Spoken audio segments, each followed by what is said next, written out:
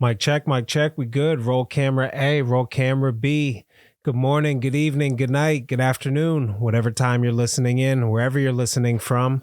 Shout out to my Spotify listenership, Apple and Google Podcasts, Stitcher, and YouTube. If you're watching in, I even got my hair did today.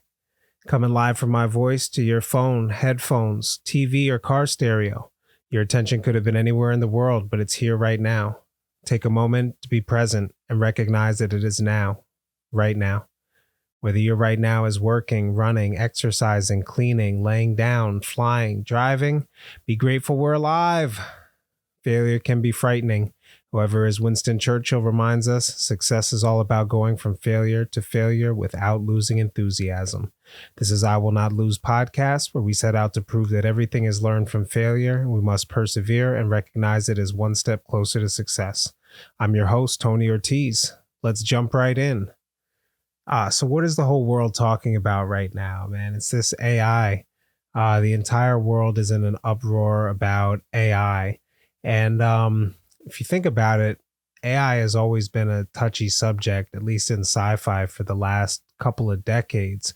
But ever since ChatGPT kind of made its mainstream debut, people are going absolutely nuts that we're going to lose jobs, see mass layoffs. They're even screaming about war. So what do we do now? Sometimes it could seem like you're losing the fight. Are we in a fight against AI? And if that's the case, have we already lost? So this episode is a continuation of If You Can't Beat 'Em, Join 'Em. I recorded an episode back in November, If You Can't Beat 'Em, Join 'Em, talking about ChatGPT and saying how it would essentially change the way that we work and the way that we do things, and that the gravy train was going to be over, was going to be a paid product, and was going to change the tech world. And I thought that was going to take like a year or two. It's been like 3-4 months, and it's completely changed the game. So are we losing this fight? Sometimes when you're losing the fight, your coach can see something from a different perspective and yell it out to you and change the whole fight. Sometimes we just need to reassess and make sure we're even on the right battleground. It's the second round, and not only have we seen that AI is a formidable opponent, but it's learning as it goes, becoming more powerful day by day. So what do we do now? I think it's time to find a way to have a symbiotic relationship with AI. I mean, it's not going anywhere. People have been freaking out about AI for a while. In fact, a friend of mine, Alex, told me about a theory called Rocco's basilisk. Go ahead and Google it. It's a crazy thought experiment. So it poses that the creation of an artificial intelligence will lead to an all-powerful future artificial intelligence that will retroactively punish anyone who did not help bring it into existence. It's been described by many as the scariest thought experiment ever.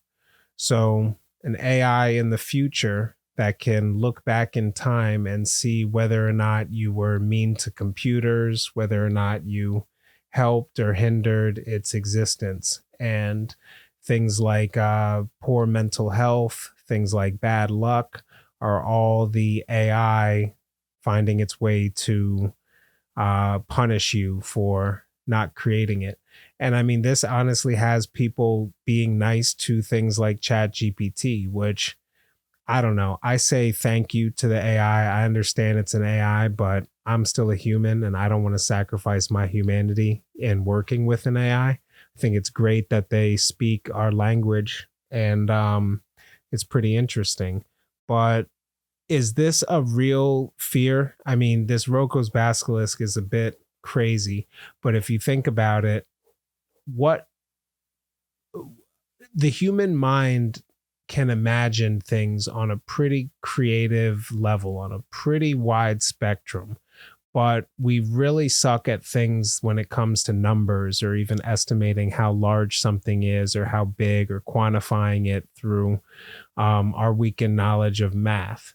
So when we go and we try to say that a AI can control time, you know, this is just our our imaginations going wild.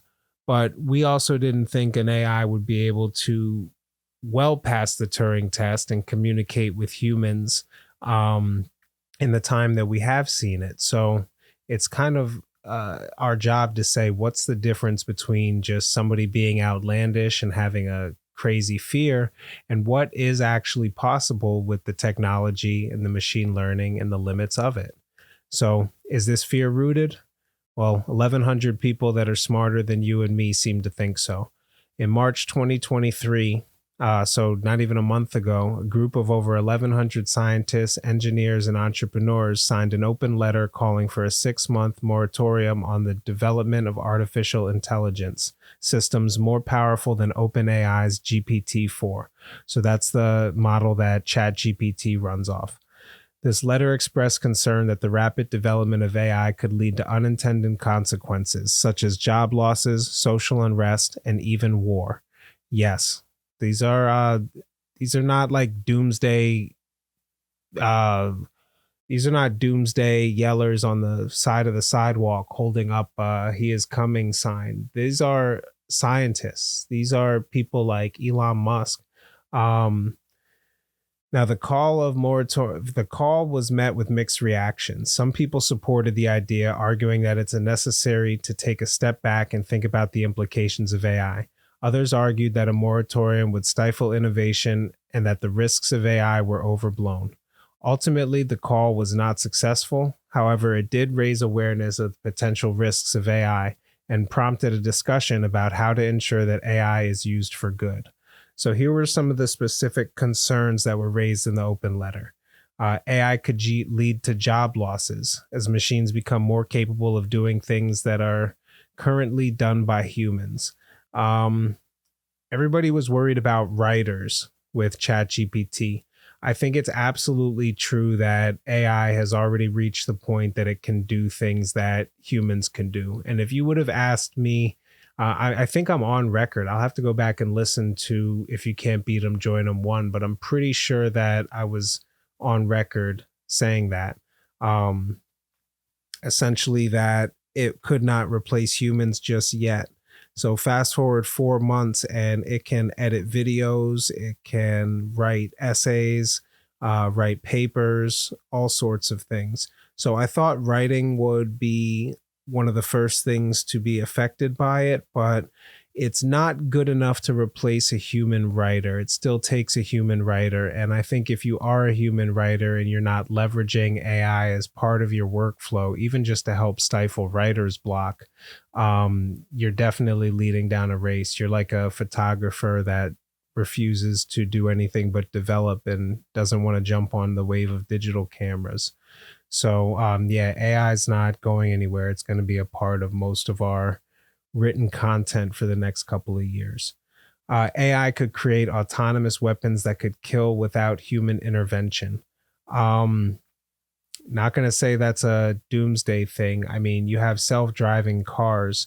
I don't know that it would. I don't know that this would be like a Terminator. Like you would have autonomous humans walking around with guns or laser eyes or anything like that, but creating some sort of, I mean, it's not a hard mechanical feat to create projectiles or gunpowder or things like this. So it'd be really scary who would control something with the ability to take human life. AI could be used to manipulate people's thoughts and emotions.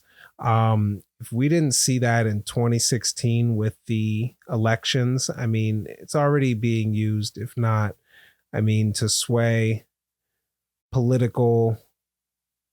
I mean, put it this way, if you have a well-written rant that goes out as an anonymous manifesto, it could definitely sway people's thoughts. You have all sorts of groups that were created out of hackers during our 2016 election. So this is something that happened, and this is just with humans. So humans with AI as tools, absolutely a possibility. AI could lead to a new arms race as countries compete to develop the most powerful AI systems. I will say they're probably listening to me say that that's probably already happening. I would not there's no way it's just out in the public and people are playing around with this. AI has had to have been used in military applications for a while now. Um, but the signatories of the open letter argued that these risks are serious enough to warrant a pause in the development of AI. They called for a 6-month halt during which the time could be used to assess the risk and develop safeguards to mitigate them. Um, Elon has been public before about regulations taking longer than risk. He argued that seatbelt regulation took 30 years, and we all agree now that seatbelts are definitely a good thing and a great addition to cars. Um, Even though they'd say the Tesla airbag system makes seatbelts uh, useless, it definitely was a step in the right direction, but tons of lives were lost in the meantime from when seatbelts were mandatory till regulation took over. So I see what they're saying. We don't have 30 years when it comes to AI.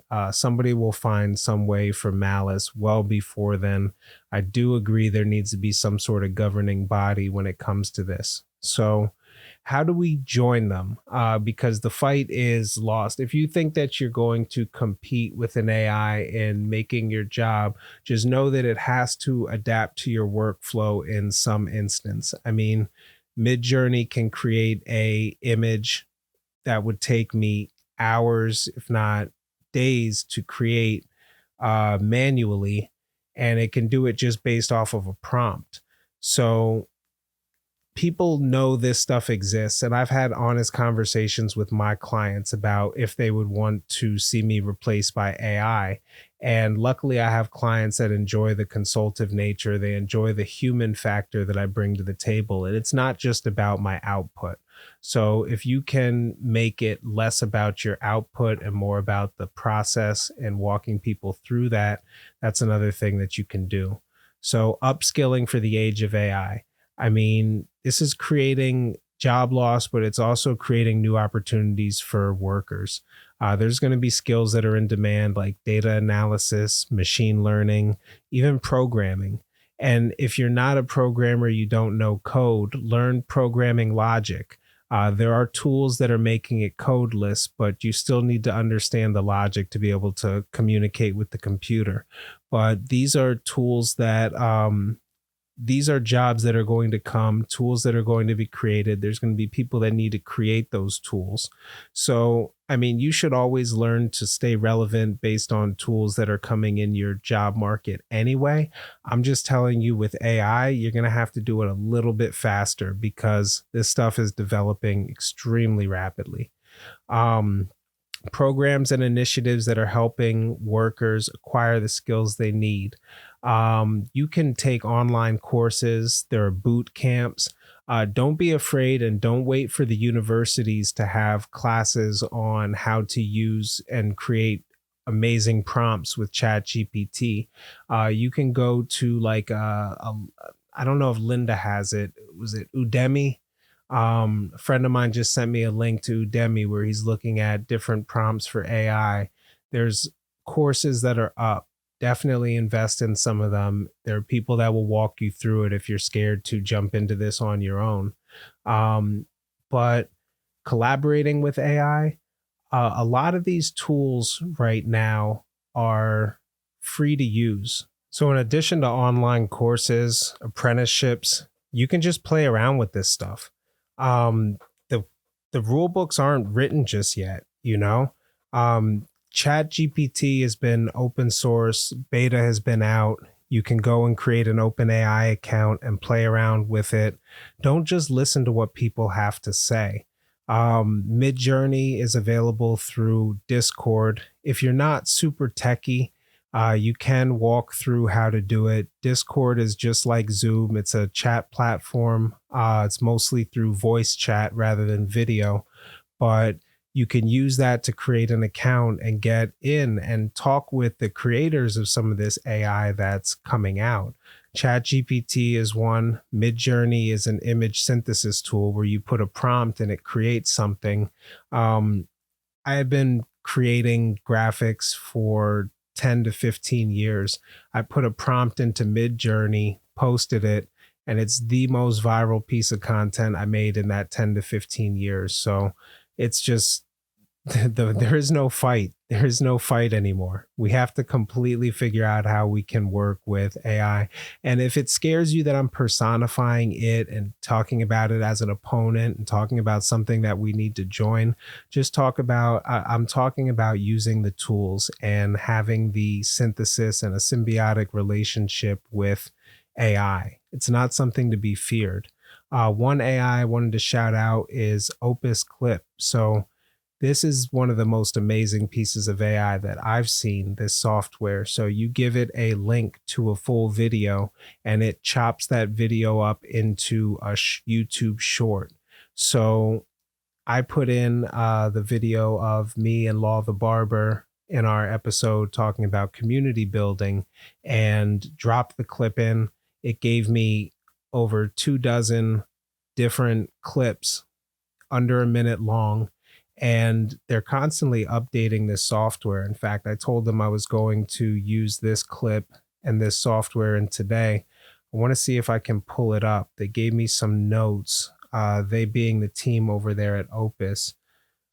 So Rebecca over at Opus says, "Wow, thanks for this amazing opportunity. We created this product to save creators from the laborious, sometimes hard tasks of editing and empower them to create 10 times faster so they have more time to grow faster and enjoy life. It would be great if you could mention this."